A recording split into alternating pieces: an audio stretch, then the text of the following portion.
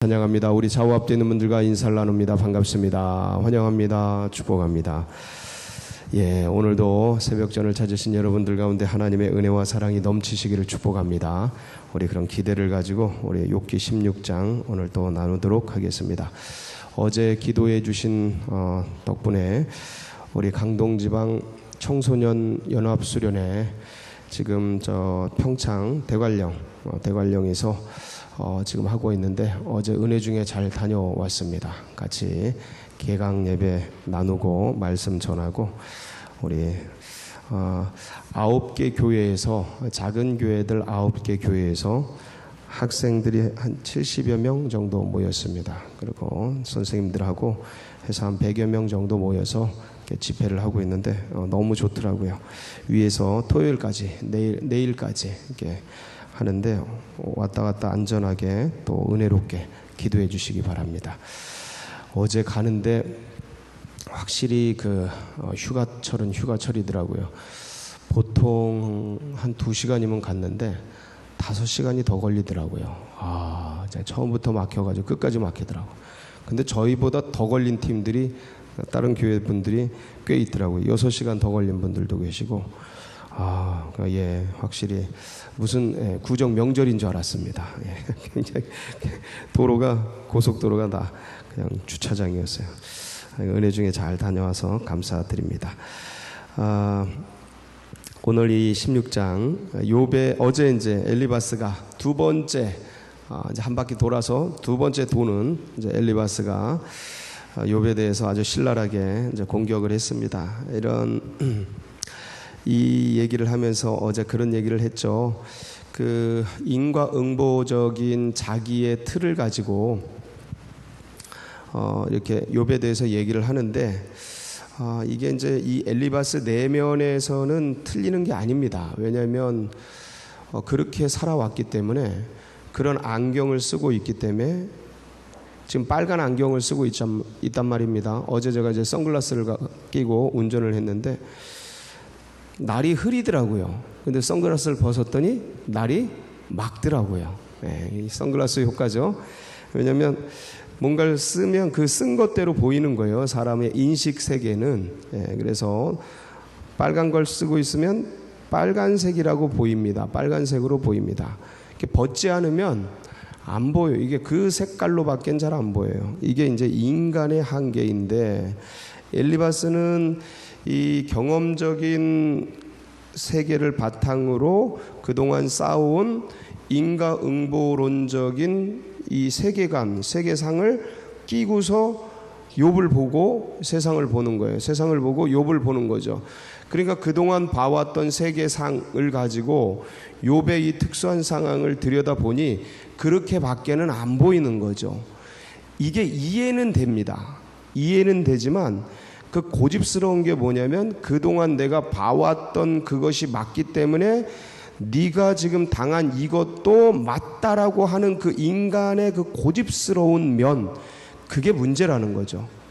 근데 우리는 모두가 그 안에 있습니다. 이거를 엘리바스가 잘못했다, 제가 이 논조를 가지고 얘기하는 게 아니고 이게 인간이다라는 거예요. 세 사람이 똑같잖아요.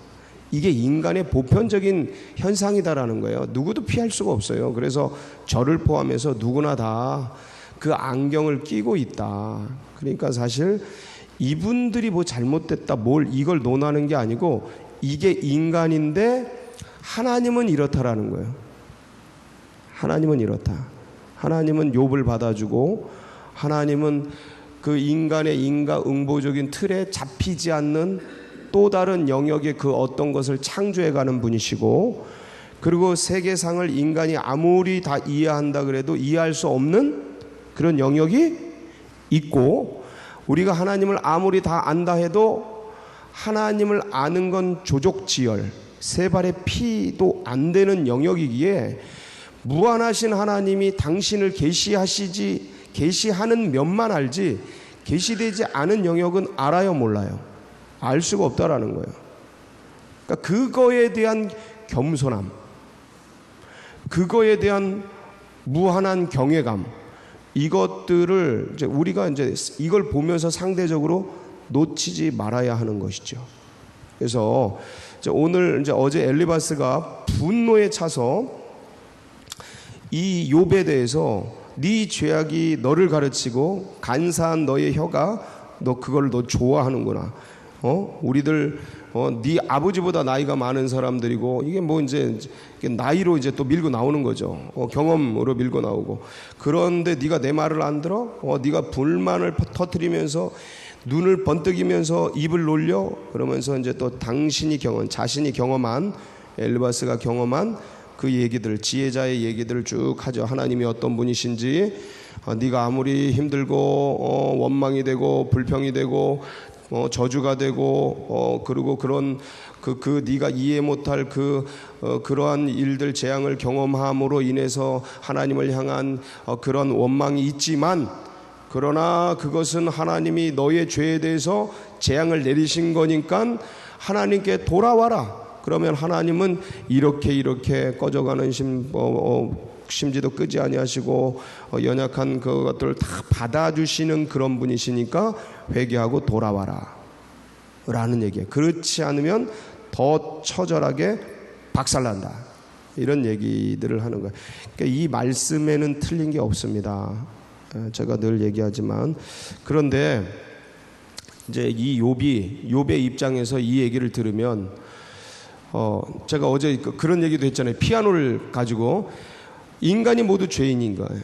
인간은 태어나면서부터 죄악 중에 출생하고, 그리고 부패하여서 전적으로 100% 부패하여서 인간 스스로는 하나님을 알 수가 없어요. 전부 돌들을 섬기고 나무들을 섬기고 이러지 하나님을 알 수가 없어요. 그래서 하나님이 계시해 주시는 만큼 하나님을 알아가요. 하나님이 계시해 주셨기 때문에, 예수 그리스도로 계시해 주셨기 때문에, 하나님이 그 빛을 비추어 주셨기 때문에 우리가 빛을 알아요. 어둠 속에 있기 때문에 빛이 뭔지를 몰라.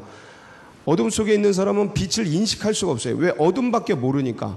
그 어둠 속에 있기 때문에 어둠이 어둠인 줄 모르는 거죠. 근데 빛이 비쳤어. 그러니까 내가 어둠에 있다라는 걸 안단 말이에요. 이제 빛이 있구나, 이걸 통해서 어둠이 뭔지 알고, 그러니까 주님이 비춰주신 빛 한 조각을 통해서 우리는 어둠을 인식하는데, 인간은 그 전에는 어둠이 어둠인 줄 모르고 전적으로 부패해서 빛을 모른단 말이에요. 그런 상태에 있단 말이에요. 그런 인간의 보편적인 죄악성과 부패성, 인간은 모두 죄인이에요. 그런 존재이지만 그것을 욥도 인정을 해요. 그렇지만 그런 보편성을 가지고, 그렇기 때문에 지금 피아노가 없어졌는데, 이 피아노 없어진 죄는 네가 욥이 이 죄를 졌기 때문에 네가 이런 재앙을 당하는 것이다 라고 말할 수 없다라는 거예요. 다시 한번, 우리가 죄인이에요. 우리가 죄인이야. 근데 어떤 A라는 사람을 죽이지 않았는데 재앙이 왔어. 근데 A라는 사람을 죽였기 때문에 네가 지금 이 재앙을 당하는 거라는 문제는 완전히 다른 거라는 거예요. 이 인간의 보편적인 죄악성과 그 특수한 어떤 죄의 대가로서 받는 그 문제는 전혀 다른 거라는 거예요. 이해가 되십니까, 여러분? 이거는 당해본 사람만이 아는 거예요. 근데 지금 논조는 뭐냐면, 엘리바스와 빌닷과 소발의 논조는 똑같아요. 인간이 죄인이기 때문에 지금 네가 자식 10명이 죽고 재산이 다 날아가고 네가 온 천지에 죽을 병이 들린 이 문제는 네가 피아노를 훔쳤기 때문이야. 이렇게 말하는 건 완전히 잘못된 거라는 거예요, 적용이. 근데 지금 그 일들을 하고 있는 거라는 거예요. 그 일들은 자기에게 말해야 되는데, 자기를 점검하는데 말해야 되는데, 이 보편적인 인간의 죄악성을 가지고 저 사람 죽였기 때문에 네가 이 죄 당하는 거야. 네가 피아노를 훔쳤기 때문에 네가 이런 재앙 당하는 거야 라고 말하는 건 틀린 거라는 거예요. 근데 계속 그 얘기하고 있는 거예요. 그러니까 욥은 미치는 거죠. 나 피아노 안 훔쳤다라고 얘기하는 거예요. 나 그 사람 안 죽였다. 난 죽어가는 사람을 살리고 피아노를 누군가에게 도와줬지, 내가 피아노를 훔친 바 없다. 지금 계속 그 얘기하는 거예요. 자기 의를 주장하는 게 아니고, 나 피아노 훔치지 않았다. 이런 재앙을 당할 그 죄를 범하지 않았다. 그 얘기하는 거예요, 지금. 뭐가 틀린데요, 지금? 누가 틀리는데? 근데 이 안에 있는 그 당시 이게 벌써 한 3,000년 전쯤 되는 얘기예요. 3,000년도 더 되는 얘기죠. 그 오래전에 족장시대의 사고, 그 시대의 사고 속에서 도무지 이 재앙을 해석할 방법을 갖고 있지 않았던 이들은, 이 세 친구는 계속해서 이제 그렇게 해석하고, 욥은 다른 해석의 길이 없으니까 미치는 거죠. 자기는 그런 죄를 범하진 않았고, 그런데 이 재앙을 당하고 있으니 그렇게 생각하는 거에 대해서 틀리다라고 말은 하고 있지만 왜 이런지는 도무지 모르겠고, 이거를 전문적인 용어로 환장한다 그래요. 아주 뒤집어지는 거예요, 아주. 예. 이거 당하면요, 이거를 당하는 사람은요, 지금 내가 재앙당한 것보다 그렇게 취급당하는 게 더 괴로워요. 이거는 이게 누명도 이런 누명이 없어요. 네가 피아노 훔쳤다는 누명이에요, 이건. 네가 그 사람 죽였다는 거예요. 그러니까 이런 재앙 당한다는 거야. 이건 누명이죠, 누명. 완전. 이건 종교적 누명이죠. 종교적 누명을 막 씌우니까 여러분 안 괴롭겠습니까, 여러분? 한마디로 야, 네가 이렇게 사는 건 네 죄 때문에 그래. 네가 그런 거 죄져가지고 이런 거야. 그냥 막 이러고 이지매를 하면 누가 좋겠냐고요. 그건 아무도 안. 그러니까 오늘 이 얘기 계속해서 이 친구들 있으나 마나다. 니네 입 있다고 그렇게 막 그냥 나오는 대로 막 얘기하면 그게 아무것도 위로가 되지 않는다. 오히려 사람 죽인다. 위로할 입으로 어떻게 그렇게 사람을 죽이냐, 이제 그 얘기예요. 지금 3절 같은 2절 한번 볼까요? 오늘 이런 말은 내가 많이 들었나니 너희는 다 재난을 주는 위로자. 뭘 주는 위로자나? 재난. 야, 이게 재난이지 위로냐, 이 얘기예요. 헛된 말이 끝이야. 니네 말들 전부 방향 잘못 잡았다. 4절 나도 너희처럼 말할 수 있다. 그런데 야, 내가 너희들 자리에 있었다면 난 그렇게 안 하겠다. 5절 그래도 입으로 그 사람들을, 고통당하는 사람들을 강하게 하고 위로하고 근심을 풀어주는데 마음을 쓰고 입술을 쓰지 니들처럼 막 정죄하고 비난하고 죄인이라 그러고 악인이라 그러고 이러지 않겠다. 그런 얘기하는 거예요. 그러면서 자신의 참담한 심정을 이제 토로하는 거죠. 6절부터 내가 말하여도 내 근심이 풀리지 않는 건데 계속 고통이 있다라는 거예요. 내 아픔이 줄어들지 않는데. 그러면서 하나님을 향해, 이 일들을 허락하시는 하나님을 향해 탄식하는 겁니다. 그냥 하나님 왜 이러십니까? 진짜 저 미치겠습니다. 진짜 이러다 더 죽어요, 주님. 이거 여러분, 이건 이 욥의 가슴 속에 들어가서 이거를 이해해야 이게 탄식으로 보이는 겁니다. 신학책 보면 다 원망으로 돼 있어요. 원망. 주석 보면 다 원망으로 돼 있어요. 예. 그래서 이런 거 보면 주께서 나를 시들게 하시면 이제 점점 시들어지고, 하나님이 허락한 거잖아요. 1장 2장 읽으셨죠? 하나님이 허락하죠. 틀린 거 아니죠? 이거 욥의 해석이 틀린 거 아닙니다. 하나님이 허락하신 거 맞아요. 모든 복도, 모든 재앙도 하나님이 허락하시지 않으면 일어나지 않습니다. 그러니까 이게 다 허락된 거. 미치는 거야 이거. 왜 하나님이 이런 걸 허락하셨습니까? 저 죽이려고 그러셔. 이제 보세요. 여기 멋있는 표현들이 많이 나오죠. 하나님이 나를 악인에게 넘기시고 11절 행악자의 손에 던지셨구나. 12절 내가 평안하더니 이제 나를 꺾으시며 내 목을 잡아 나를 부셔뜨리며. 하나님이 나를 뭘 삼으셔요? 세워서 관역을 삼으시고. 와, 이 멋있는 표현. 13절 화살들을 사방에서 날아와서 나를 쏘셔서 내 콩팥들을 꿰뚫고. 신장들이 다 망가지죠. 이 염려 근심이 들어오면 내 쓸개가 땅에 흘러나오고. 이야, 이 멋있는 표현들이에요. 자기의 고통을 지금 문학적으로 쫙 묘사하는 겁니다. 주님이 나를 치시고 용사같이 달려드시고. 그러니까 하나님이 그 재앙을 통해 욥을 박살내고 있는 모습들을 쫙 표현한 거예요. 하나님, 그러니 제발 그만해 주십시오. 이제 그만. 저 이러다 죽습니다. 그러면서 이제 자, 여기까지가 이제 내용인데, 그런데 저는 주님 아시지 않습니까? 저는 결백합니다. 주님 결백합니다. 이 얘기예요. 17절 이하는. 그러니까 하나님 도와주세요. 누가 중재해 줬으면 좋겠다. 이런 얘기인데, 자, 그러면 우리는 왜 이제 엘리바스나 빌닷과 소발과 같은 일들을 하는가? 제가 초두에 잠깐 언급했습니다. 그 인식이 한계 가운데 있다. 그런데 인식이 한계 가운데 있는데, 그러면 그게 그러고 있으면 되느냐? 거꾸로 주님은 이 사람들을 나중에 다 틀렸다 책망하잖아요. 책망한다고요. 욥의 제사로 풀지 않으면 니네들 용서하지 않겠다, 이런 얘기를 하신다고요. 그러니까 엘리바스와 빌닷과 소발에게 하나님이 분노하시고, 뒤에 보셔요, 분노하셔요. 그러면서 이제 책망하시는데, 뭐에 대한 책망이냐? 뭐에 대한 책망? 저는 그렇게 봤어요. 이거를 이들이 자신을, 주님을 이해하고 주님의 계시를 풀어가는데, 한마디로 말하면 영적으로 더 성장해 가는데 닫아버린 그거에 대한 책망이다.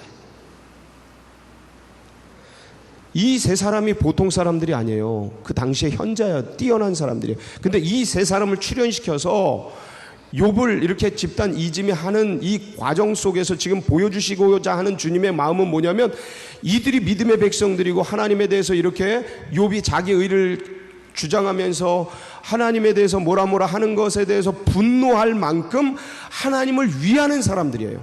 교회를 위하는 사람들이에요. 이들이 신앙이 있는 분들이에요. 근데 주님은 이들을 책망하시는 게 뭐냐 하면, 욥에 대해서 니들이 말한 게 잘못됐다라는 특수한 것들을 얘기하면서 동시에 니네들 왜 영적으로 성장 안 하고 있느냐, 이 얘기하시는 거라고요. 그러니까 잘 보세요. 우리 믿음의 백성들은 처음엔 무신론자였어요. 하나님 안 믿는 사람, 이방신 섬기는 사람이었다고요. 하나님 밖의 외인들이었다고요. 우리도 옛날에 불순종의 아들들 가운데 이방신상을 섬기고, 이방신을 섬기고 세상 정신을 따라가던 그런 사람들이었다고요. 자, 근데 거기서 어떻게 성장을 해야 돼요? 거기서 어떻게 성장해야 돼요? 예수님 믿는 사람으로 성장해야 되죠. 그걸 뭐라 그래요? 우리 성결교단의 교리에 의하면, 전도표제에 의하면 불신자에서 신자로 전환하는 걸 뭐라 그래요? 중생한다 그러잖아요. 그러니까 중생해야 돼요. 성장해야 돼요. 중생. 자, 믿음의 백성으로 들어왔어요. 예수님을 신앙으로 고백해요. 그러나 여전히 옛 죄악에 물들어 있어요. 옛 사고가 있습니다. 그걸 뭐라 그래요? 바울은 그런 상태에 있는 사람, 예수님을 믿지만 아직도 사고가 어리고 옛날 생각하고 옛 자아에 사로잡히고 죄에 쓰러지고 넘어지고 유혹당하고 그러는 그런 상태에 있는 사람, 믿으나 어린 사람, 그걸 육신에 속한 자라고 말해요. 바울의 표현은, 사도 요한의 표현은 어린아이라 하신자, 어린아이 신자라 이렇게 표현해요. 하나님의 사람이긴 한데 육신에 속한 사람, 이런 사람들은 어떻게 해야 돼요? 어른이 돼야죠. 이제 영에 속한 사람이 돼야죠. 그렇게 넘어가는 단계, 그걸 뭐라 그래요? 성결이라 그래요. 성결. 그러니까 자 보세요. 믿지 않는 상태에선 믿음의 상태로 중생, 믿는 백성들은 점점점 영적으로 성장해서 어디로? 중생에서 성결로 넘어가는 거예요. 그리고 제가 이걸 이제 사중복음을 곰곰이 묵상하면서, 이 성결한 백성들도 계속해서 주님을 더 닮아가야 돼요. 알아가야 돼요. 그게 뭐냐? 그게 신유의 과정이에요. 신유의. 영적으로 점점점 더 고쳐져야 돼. 부패한 데들, 그 다음에 미점령지, 그 가나안 정복전쟁 여호수아 같은 경우 보면 이 가나안 땅을 전체를 점령을 했지만 여전히 그 게릴라전을 수행하잖아요. 게릴라전, 아직도 미점령지가 있잖아요. 거기를 이젠 분할해가지고 12지파가 분할해서 그 점령지를 점점 점령해 가잖아요. 게릴라들을. 그 내 속에 게릴라들이 있어요. 이 사회에 우리가 이 사회에 게릴라들이 있단 말이에요. 아직 점령되지 않은 그런 영역들, 그런 것들을 점령해 가는 거예요. 그 병든 영역들을 치유해 가는 거예요. 미점령지를 점령해 가는 거예요. 군사 용어로는. 그러니까 그 의학적 용어로는 아직 아픈 그곳, 아직 그런 곳을 치유해 가는 거예요. 영적으로 보면 이게 신유예요. 이 신유의 용어를 그러니까 우리가 그 영성적 언어로 보면 성화의 과정인 거예요. 그러니까 주님을 더 닮아가는 과정, 온전해지는 과정, 신유가 온전해지는 거죠. 완전 온전해지는 과정으로 가는 단계가 이제 신유예요. 재림은 영화야. 주님 만나고 내가 주님 만나는 단계. 주님이 우리에게 오고 내가 주님 만나서 이렇게 완성되는 단계, 영화의 단계인데, 그러니까 중생 성결 신유 재림으로 이 성화론이 다 풀려버리더라고요. 제가 오늘 이 새벽에 일어나서 묵상하는데 그 마음을 확 이 욥기의 얘기는 성화론이네. 성화론. 닫혀있지 말아라. 인과응보론 그 세속적 논리 속에 빠져있지 말고 거기로부터 더 열린 세계로 나아가라. 그래서 어디까지? 에베소서 4장 13절로 15절 에베소서 시작. 우리가 다 하나님의 아들을 믿는 것과 아는 일이 하나가 되어 온전한 사람을 이루어 그리스도의 장성한 분량이 충만한 데까지 이르리니, 이는 우리가 이제부터 어린아이가 되지 아니하며 사람의 속임수와 간사한 유혹에 빠져 온갖 교훈의 풍조에 밀려 요동하지 않게 하려 함이라. 오직 사랑 안에서 참된 것을 하여 범사에 그에게까지 자랄지니 그른 머리니 곧 그리스도. 그러니까 어린아이가 되지 말고 점점 자라가라. 어디까지? 예수 그리스도의 장성한 분량까지 자라가라. 그 전까지 이걸 계속 지향해야 되는데, 그 전까지는 어떤 상태가 되냐면 로마서 7장 22절 24절 한번 볼까요? 시작. 내 속 사람으로는 하나님의 법을 즐거워하되 내 지체 속에서 한 다른 법이 내 마음의 법과 싸워 내 지체 속에 있는 죄의 법으로 나를 사로잡는 것을 보는도다. 오호라, 나는 공고한 사람이로다. 이 사망의 몸에서 누가 나를 건져내랴. 자, 23절. 예, 23절. 예, 자 보세요. 내 지체 속에 다른 법이 내 마음의 법. 내 마음의 법은 뭐냐면 주를 향한 법이에요. 주님이 주신, 주님을 믿음으로 알고 주님이 원하시는 세계를 안 그 마음이에요. 근데 내 지체 속에 있는 죄의 법, 옛자야. 옛자. 이 사회 속에서 길들여져서 배태된 나. 이 옛자도 나예요. 저 내 마음속, 내 마음의 법. 그러니까 그러니까 새롭게 생성된, 예수로 말미암아 새롭게 생성된 그 자아도 나고, 죄의 법으로 나를 살아, 이것도 나고, 옛 자아도 나란 말이에요. 자, 그래서 24절. 이 사망의 몸, 나는 공고한 사람, 이 두 개가 치열하게 싸우는 거예요. 근데 옛 자아가 익숙하니까 자꾸 거길 따라가려고 그래요.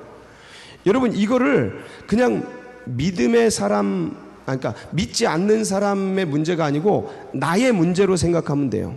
나의 문제. 그래서 점점점 이 영적 성숙을 이루어가야 되는데, 옛 자아는 점점점 줄어들고, 그리고 새 자아, 성령의 법으로 태어난 새 자아, 그걸 향해 점점점 나아가는 이 영적 성숙의 길을 가야 된다는 거죠. 그래서 닫힌 세계에 있지 말고 열린 세계로 나아가라. 열린 세계는 어디예요? 목표가 예수 그리스도의 장성한 분량까지. 여러분, 이 휴가 때입니다. 사람들이, 그러니까 우리가 이 휴가 때는 이렇게 마음들이 다 흩어질 때예요. 어쩔 수 없죠. 상황과 환경이 그러니까. 그런데 이럴 때일수록 마음을 잘 다잡아서 휴가 때는 휴가대로 쉬고 그렇게 놀 수 있지만, 그러나 그 시간은 그렇게 하지만 주님께 오히려 이런 때 잠잠하게 집중하면서 이런 말씀을 통해서 내 안을 점검하고 또 내 밖을 향해 주님을 향해 달려가는 그런 복된 시간이 되길 축복합니다. 예, 같이 기도하시겠습니다. 여러분, 이 사중복음을요, 이 성화론으로 푼 거는 참 좋은 방법이에요. 정말로. 이게 원래 장로교는 이런 것들을 연구를 굉장히 많이 했어요. 근데 성결교는 이런 어떤 신학적 담론들이 좀 많이 약해요. 근데 계속 이런 것들을 만들어가면 되게 좋을 것 같습니다. 그런 생각이 들었어요. 어쨌든 우리 이 신앙과 이 믿음이 다음 세대들에게도 꼭 흘러가고, 그리고 계속해서 영적으로 자라가도록, 우리 새가족들이 자라가도록 위해서 기도해 주시고, 이 나라 민족과 우리 서울자율교회 나아가는 앞길, 특별히 이제 강동집안 연합수련회 내일까지 하게 되니까 기도해 주시고, 이번 주일 순회 예배, 다음 주일 연합성회, 그리고 휴가자들 안전하고 또 이렇게 안식하고 돌아올 수 있도록 여러분 각자의 기도 제목 붙들고 우리 주여 한번 부르고 기도하며 나갑니다. 부르짖습니다. 주여